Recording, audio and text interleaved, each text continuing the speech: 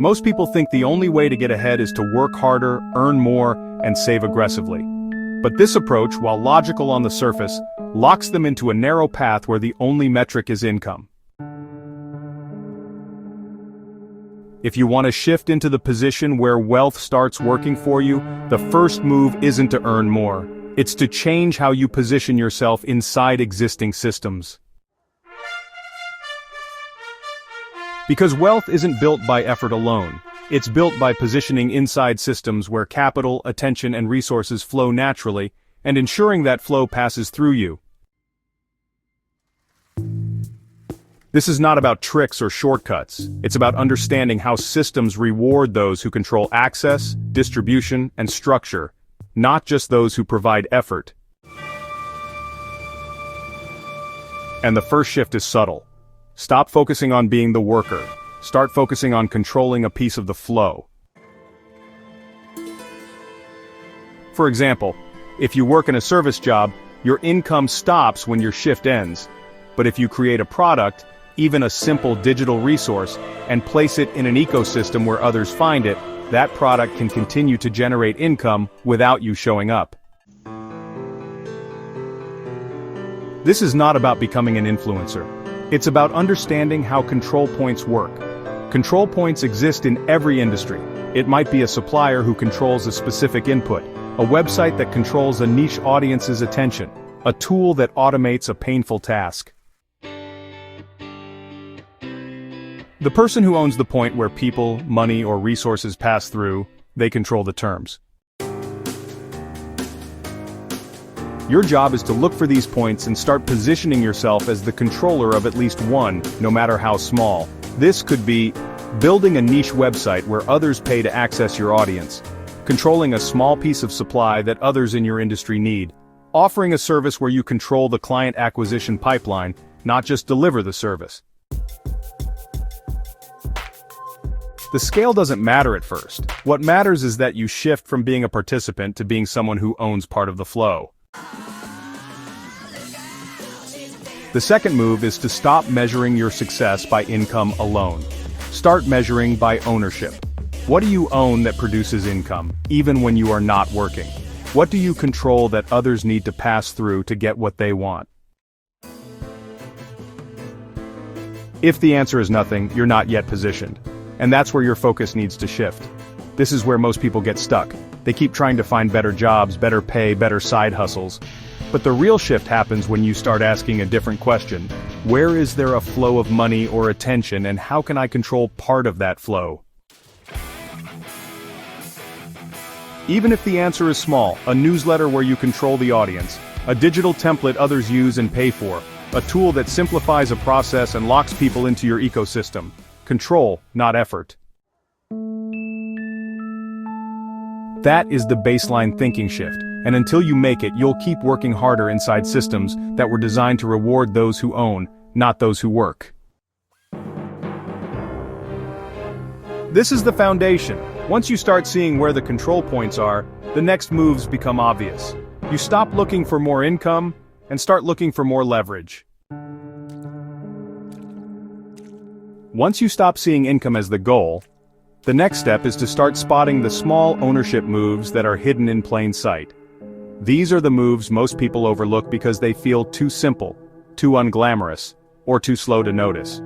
But they are the entry points where control begins. The mistake most people make is waiting for a big break, a large investment, or a perfect opportunity. But players who understand how systems work don't wait. They start by controlling whatever flow is already passing through their world, even if it's small, local, or digital. Let's make this concrete. If you have a skill, don't just sell your time.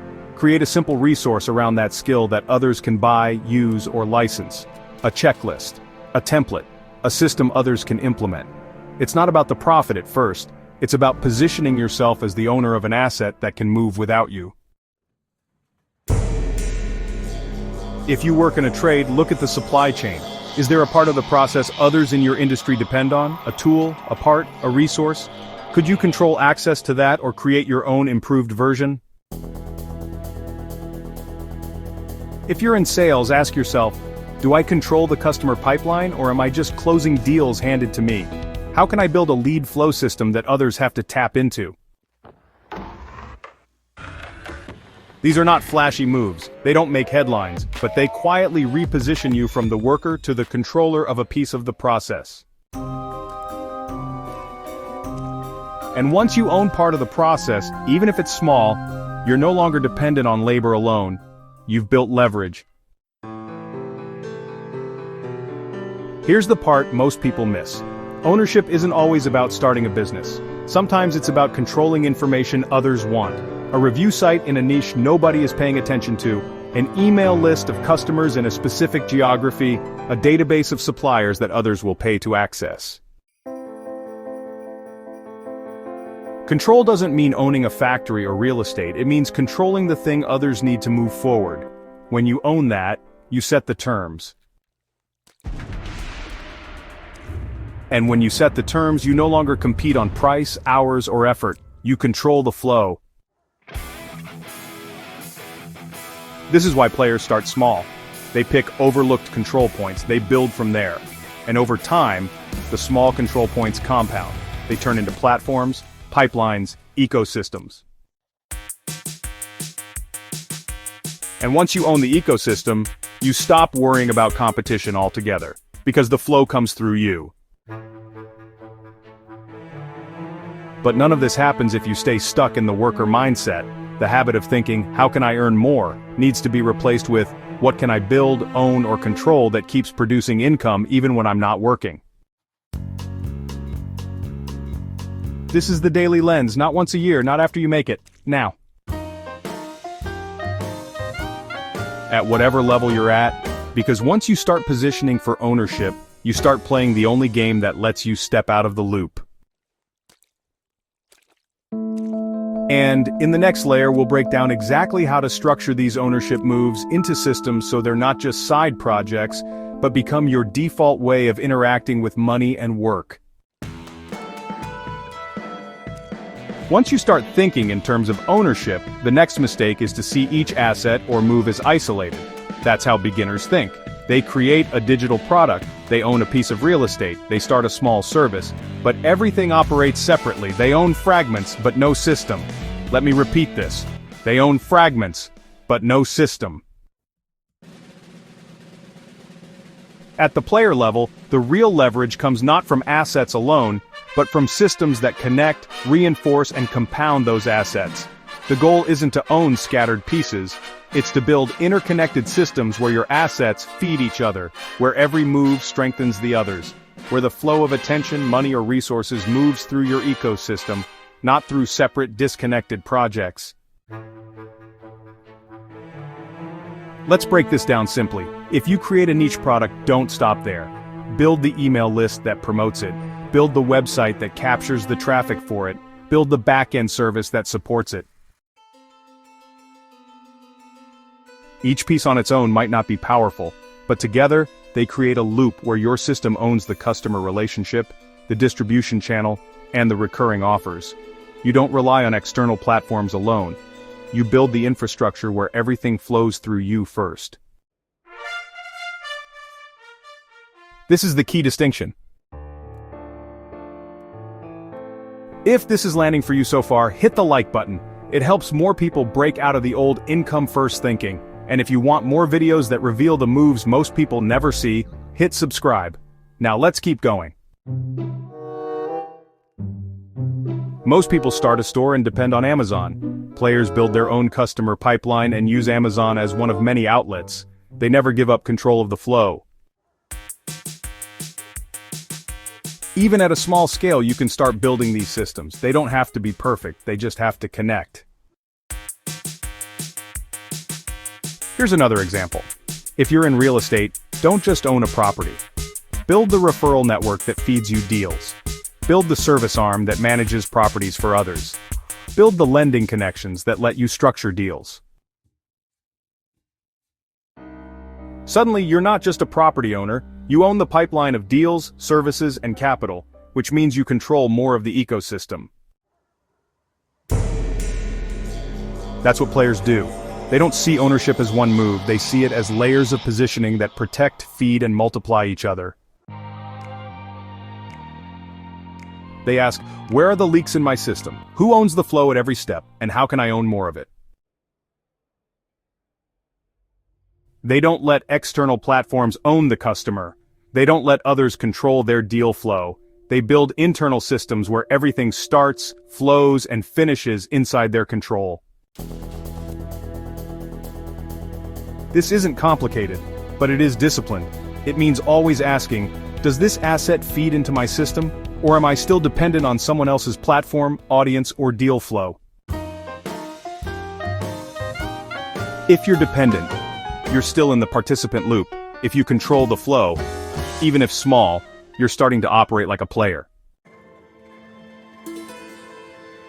The biggest mistake most people make is treating ownership moves like side projects. They build a website, a course, a service, but they don't connect them into a system that multiplies itself.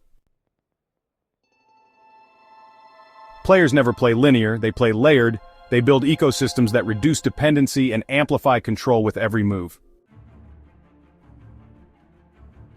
In the next part, we'll talk about the hardest shift of all. Stop thinking in terms of effort to reward and start operating from the lens of system dominance. Because once you stop thinking like a worker and start thinking like someone who builds ecosystems where others move through your system, everything changes. The hardest shift isn't about assets, it's not about cash flow, it's about how you see the game itself.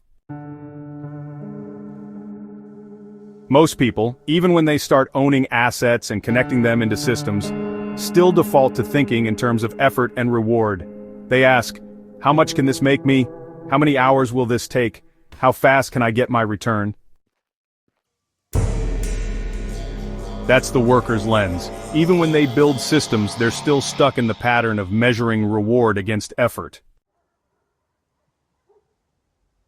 At the player level, the thinking is different. They don't see systems as tools to make them money, they see them as tools to control the game. The reward isn't the income, it's the dominance of the system itself. Because when you own the system, the money comes automatically.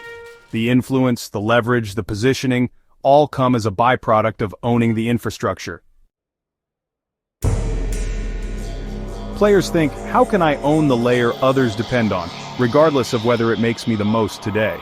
How can I position myself at the point where flow has to pass through me, even if that means playing a longer game? This is why players often appear patient.